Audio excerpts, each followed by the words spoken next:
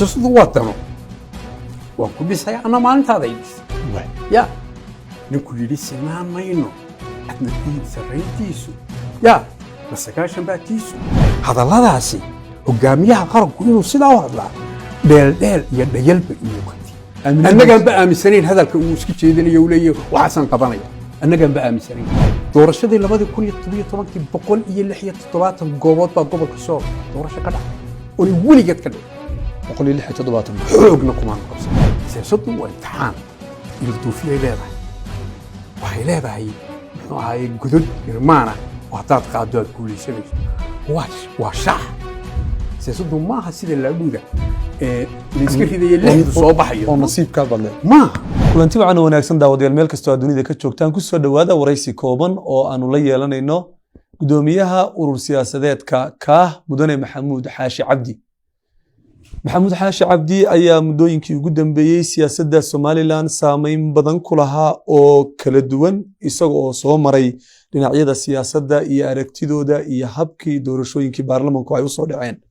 haatan maadaama uu yahay gudoomiyaha urur siyaasadeedka kaah bal waxa aan maxamuud xaashi cabdi weydiinayaa su'aashayda ah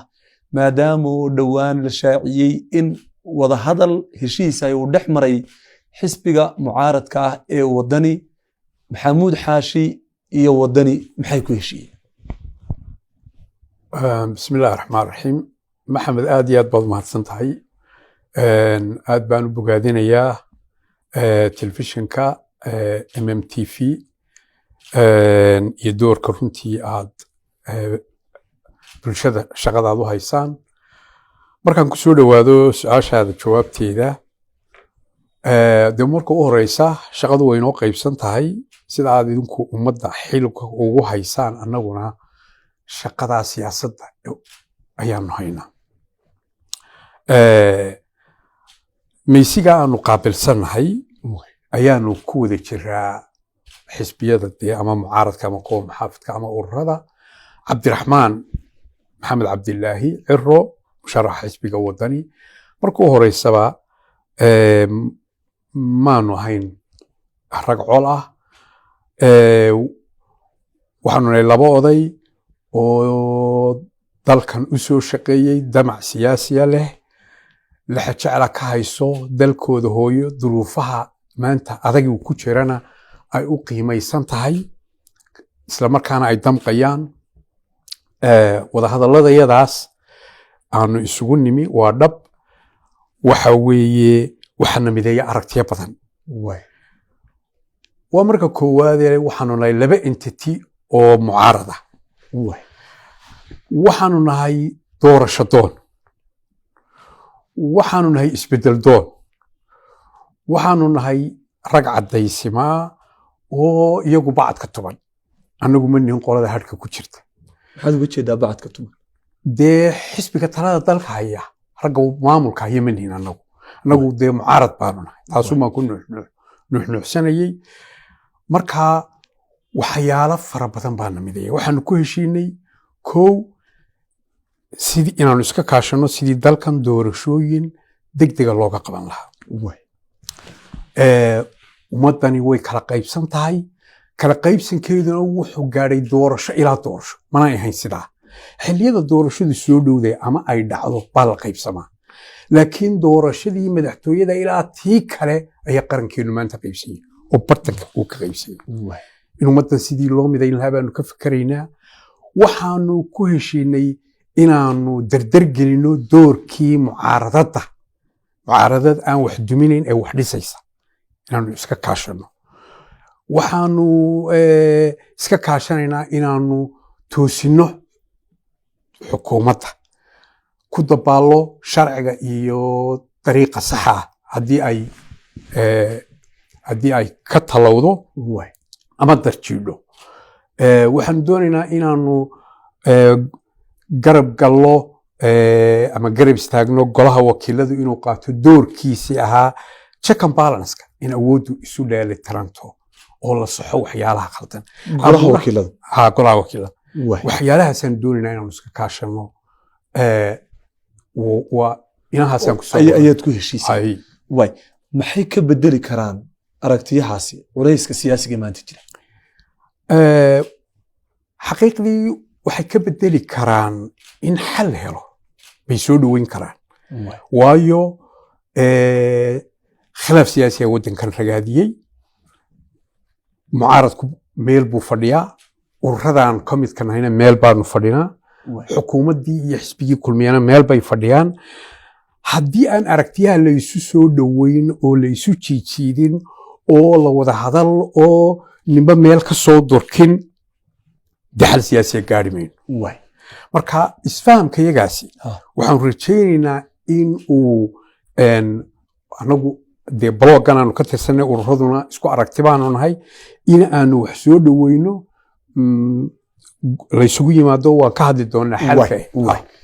qodobka labaad doorashada carabkaad ku adkaysa waana baahida ugu badanee in heshiis xal siyaasiya la gaaro saad sheegtay madaxweynuhu khudbad buu ka jeediyey baarlamaanka wuxuuna sheegay inuu doorashadii inuu qabto diyaaru yahay khudbadda madaxweynaha miyaanay caddayn inuu doorashadii diyaaru yahay sidaad u aragtay adigu maxaad ka fahantay maxamed aad baad u mahadsan tahay somalilan maanta duruufo aad u adag baa ku gadaaman waxaanay maraysaa runtii xaalad adag baynu ku jiraa oo taban dalkan baahi iyo saboolnimo ayaa muxuu ahayey biyo dhigay shaqala-aan baahsan baa ka jirta kala qaybsanaan ummaddii taan ka warramayey muddada dheer ayaa jirta waxa intaa dheer saddexdii tiire qarankani ku tiirsanaan jiray ee dunidu inagu majeeran jirtay saddexdiiba way dhaawacan yihin nabaddii waxay nabad xasilooni siyaasadeed iyo doorashooyin iyo dimuquraadiyad saddexdiiba dhaawac baa gaadhay waxaa soo waayaabaa ku gadaaman qaranka madaxweynuhu waa hogaamiyey dalka waxaa laga eegayey maanta aragtiyo togan talooyin shilis oo la soo shiilay oo xal u noqon karta dhibaatooyinka inuu madaxweynuhu gola keenaa laga doonay oo marxaladan xal u noqon karta dhibaatooyinka uma muuqan khudbaddii madaxweynuhu inay iba furaysay waxyaalaha ama may xaqiijin mushkiladihii jiray inay xal rasmiya u keento arrinta doorashooyinka marka kusoo noqdo madaxweynaha waxaa laga doonayey qorshab khariidadeed siyaasadeed road map waxa afka qalaad lagu yidhaha oo doorashooyinka xambaarsan doorashadii ururada doorashadii madaxtooyada baa laga doonayey waxa weeye in badan buu lahaa doorasho ururaan qabanaya hadal qura lagama rabo wax practical oo ka duwan wixii hore baa laga doonayey oo ah muxuu ahaa timelineka isagu ma dejiyo madaxweynuhu laakiin waxa weeye muxuu ahaa guddoon adag oo muujinaya in sanadkan doorasho dhacayso mar qura madaxweynuhu carabka kuma adkayn sanadkan doorasha dhacaysa taasa ta dambena taasaa dhacaysa ma odhan hadalladii laga doonaya kuwaasay ahaayeen doorashada ururadaa soo horeynaysa iyadaa la horqabanaya buu yidhi madaxtooyaduna goormaa la qabanayaa isagu taariikhda dee ma sameeyo laakiin vishankiisii ma sheegin goormu doorashada muddo dheer baanu anagu dadka ururada sugaya baanu waanu wada niyad jabsanna shacbigii oo dhan baa ciire iyo garaan iyo aad baa saaran hadal maaha in badan buu lahaa doorashada ururadan qabanaya laakiin waxaa laga eegayay road map ballaaran madaxweynaha marka kii ma haynabaad leed ma hayno waxaa ka mid ah hadalladii madaxweynaha markuu doorashada madaxtooyada ka hadlayay waxaa saddexda xisbiya soo baxa ayaa lacagteeda bixin doona oo qaadhaamanaya haddii labada xisbiya mucaaradka ee soo baxa ee soo dhiig baxay ee naftu hayso ee siday codka u doonayaan cuudka yar u urursanaya gar looguma leynayaa doorashada madaxtooyada lacagtooda ha bixi hadalladaasi hogaamiyaha qaranku inuu sidaa u hadlaa dheeldheel iyo dhayal bay u muuqatay isagaa maamula hantidii ummadda xoolihii ummadda cashuurtii ummadda isagaa maamula mas-uuliyaddiisa wey inuu doorashada qabto mas-uuliyaddiisa wey inuu lacagta bixiyo waxyaalahaasoo dhami ma ay culin dareemadii yaalay manay kalsooni gelin markaa khudbadda madaxweynuhu waxba kama bedelin jawigii yaalay maxaa doonayseen inuu kaga hadlo bal 1 iyo 2 iyo maxamuud xaashi cabdi waxaanu doonaynay inuu khariidad ballaaran hogaamiyaha qaranku keeno oo ah khilaafka dalka yaala siduu xallinayo aragtidiisa waxa weeye daraf baa halkaa taagan doorasho madaxtooyey doonaya ururaduna waxay yihiin doorasho ururo dhinaciisa doorashadii madaxtooyada lagama hadlayo maxaynu ku heshiin karaa doorasho jujuugba ama lagu kala aragti duwan yahay lama jiri karo ummadani waa inay wax ku heshiisaa ummadani caaday lahaan jirtay isu tanaasul bay lahayd hogaamiyaha laga doonaya inuu miis wada keeno ummada la isugu keeno maxamuud xaashi marka qorshaa laga doonayay inuu yidhaahdo madaxweynaha miis baan isugu keenaya daneeyaasha doorashada ha wada tashadeen odaybaanu halkaasaan fadhiyaa waa soo tashada dhiga wax muu samayn baad muu samayn idinka wuu idin yeedhay wuu idinla fadhiistay waad aragteen idinkoo ururadii siyaasadda oo dhana maxaad ku heshiiseen doorasho qabaan anigu kulankii u dambeeyey waan ka maqnaa cumradan jiray oo ururada la kulmay madaxweynuhu laakiin kulan hore ayaanu kulankaana waxa arrintu ahayd waa arrinka laasacaanoodna madaxweynuhu nabad baa danteenu ku jirtaa qarar ahaan colaad kuma jirto nabad samee 2 dalkan doorashooyin ka qabo markaa dee wixii waa hadal haddii misdaaqiyaddii iyo kalsoonidu lunto maxamedow siyaasiyiintu hadday is-aamini waayaan waa dhibaatada ugu weyn waxaa muhiima inuu madaxweynuhu abuuro dareen kalsooni leh oo deeqa daneeyaasha marka waxaa leedahay madaxweynuhu siyaasiyiinta ma aamineen dee maya annagaan ba aaminsanayn hadalka uu iska jeedinayo uu leeyahay waxaasaan qabanaya annagaan ba aaminsanayn kalsoonidii baa luntay wax practical oo runa oo khudbad hadal dhaafsiisan oo itusoo itaabsiya dhammaanta loo baahan yahay maxamuud xaashi urur siyaasadeed kaah la yidhaahdo oo dad badan inay imka qayb ka yihiin ayaad hogaaminaysa xildhibaano badan oo baarlamankina ay ka mid yihiin oo loo arkay inaad tahay xisbiga 3aad ama 2aad ee baarlamanka si siyaasi awood u leh ururka arrintaasi sidee kuula muuqataa in ay soo dhaweyn karto xal siyaasiya oo doorashooyinka Soomaaliya laga gaaro aragtidaad maxay tahay aniga aragtideedu waxa weeye ururka ka hadlaanu nahay waxaanu danaynaynaa in dalkan doorashooyinka dhacaan waxaanu danaynaynaa oo xal u aragnaa oo daxrada waxaanu u waageeranay in ururka kaah uu noqdo xisbi qaran oo ummaddan wax ku soo kordhiya oo isbeddel abuura baan doonaynaa aragtidayadaa dee kamaanu tanaasulin iyo damacayagaa haddana dee danta dalka guudna waanu eegaynaa taayadoo qura haddaanu si narrow minded u eegno maha mas-uuliyad waa la qaybsan yahay waa la kala aragti duwan yahay shacbigii uu kala kalsooni jilayaashii iyo danayaashii doorashooyinku way kala aamin ka baxeen duruufo badan baa yaala marka annagu waxaanu u aragnaa aragti baanu wadnaa xal ah waanu doonay inaanu ku dhexdhexaadino election stakeholderka danayaasha iyo jilayaasha doorashada aad ku dhexdhexaadisaan baanu haynaa ma idinkoo kaa annagoo kaa marka maxay tahay taas waxaa qayb ka hayn danayaasha annagoo qayb ka array baanu wadnaa aanu isleeyahay waxbaa la isugu jiidi karaa waayo waa 3 block weeye jilayaashu maanta komishanka marka laga tago garsoorka nooca waa xisbiyada 2 xisbiya mucaaradka oo dhinaca xukuumaddii xisbigii talada dalka iyo kulmiye ururadayadii oo dee xaquuq leh siyaasiya oon cidina xaq waasiin karin oo muddaxileedkoodiina ay gaadhay 3 block maanta waxay ku kulmi lahaayeen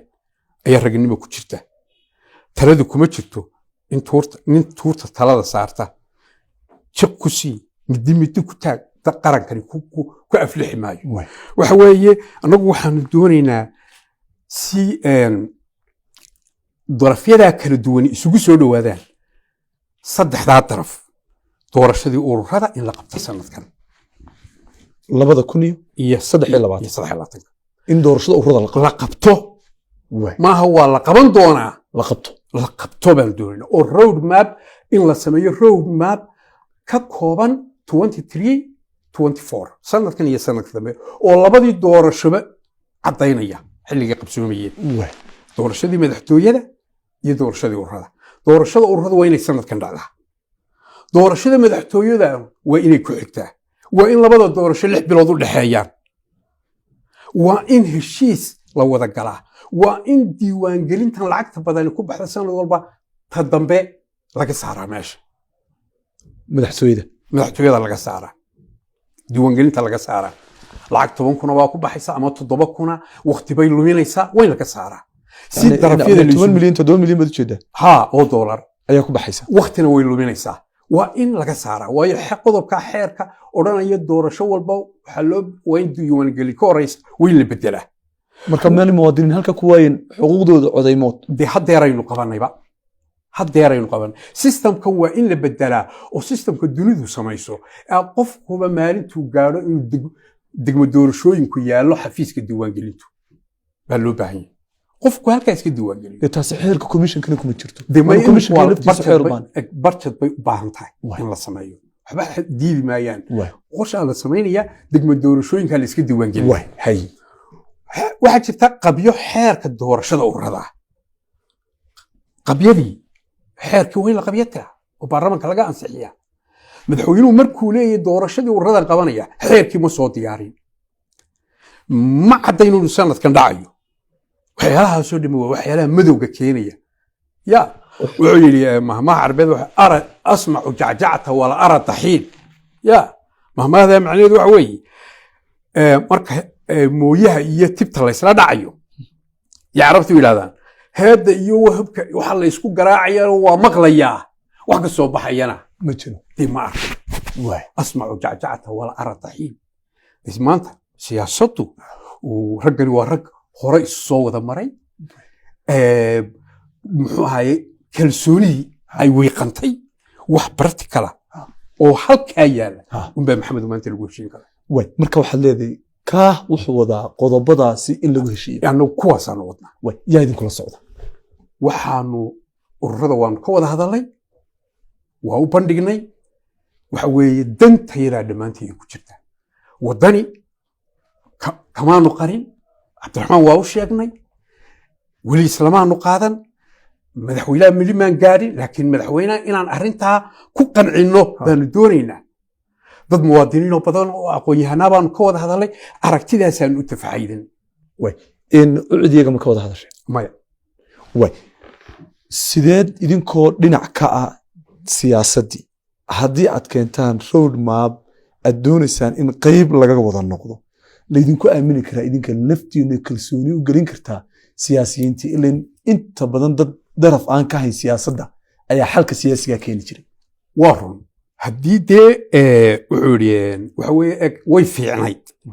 laakiin wax diidayaa ma jiro daraf ka mid ah inuu keeno xal oodaad leedahay tanaasul sameeyo oo tanaasul sameeyo madaxweynuhu waa hogaamiyey qaranka laba koofiyadood buu xidhay marna waa hogaamiyey qaranka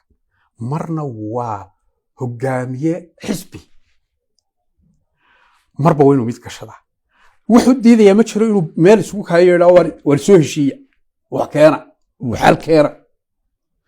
ma garatay markaa wax diidayaa inaanu dhexdhexaadino wax isu jiidno dee ma jiro wax noo diidaya maxamuud xaashi cabdi markii heshiiska la sheegay inaad waddani wada gaadheen oo heshiis siyaasi wada gaadheen la yidhi dad badan oo taageerayaashaadi waxay u qaateen inaad ka tanaasushay ururnimadii kaa inuu xisbi isku bedelo oo aad tartanka ka qayb ka noqoto maxaa taageerayaashaada ku qancinaysaa maxaase leedahay dadka shakigaasi gala siyaasaddu deexan iyo dareemo way iska leedahay laakiin dareenkii ururkayga waa urur dhisan guddi golo dhexe leh guddi fulineed leh marka aan aragti doonaya inaan ka raro ya waxyaalihii soo baabiyey xisbiyadeena ama xumeeye bay ka mid tahay nin tala tuur ku sita ya iyo koox xisbi dhan maamulanaysa ya iyo reer gaar u faqaya oo xisbiyadeena iyo siyaasadeena baabiyey anigana maantani waa aragano igama suuroodo waxaan doonaya xisbiga tala wadaag baan wax ku wadaa markaan geedig siyaasiya qaadayno waa in ururkii iyo xisbigii oo dhammi tashadaa halkudhig waxaa noo awood tala wadaag markaa igama suurowdo waxaan ururkaygu ku tashan inaan keligii iska qaato aragtidaas aan qabo hadda ururka kaah baa hoggaankiisu qaatay inaan road mapkaa la tagno wadani u bandhigno kulmiye u bandhigno ururada u bandhigno wax isu jiidno maxamuud xaashi gudoomiye adigoo mahadsan inta badan haddii aan qodobadaada dib u raaco hanaanka siyaasiga ee xisbiga kulmiye uu 20 sano waddanka kusoo hogaaminayay qaybta ugu weyn baad ka soo ahayd madaxweynahana waad soo dhistay kaalin weyn baad ku lahayd dalkii iminka waxaa ka jira arrin ah nabadgelyo darro colaado baahsamay ayaa ka jira xisbiga kulmiye ee aad soo dhisteen qorshahaad ku tala gasheen dalka iyo dadka in lagu horumariyay aad ku ololeyn jirteen moo imika inaad dib idinku waddankii idinkoo gacanta ku hayay muddada intaa leeg kulmiye ahaan uu dib hoos ugu noqdo ayaa qorshihiinu ahaa su-aasha ku weydiinaya waata maxamedow dee horta maanta anuu kulmiyey waan ogey manaan jeclayn dee inaad kulmiyad wax iga weydiiso kulmiye waan ka tegi wuxuu khayr iyo sharar haaba waan ka tegi maanta oday baanu ahay inta ti kale oo siyaasadoo kulmiye u dhiganta aragtiyaan qabaa maantana midida daabkeeda anigu markaa kulmiye joogay dee ma hayn ya hal doorkii asaasayaashiiba ka mid ahaa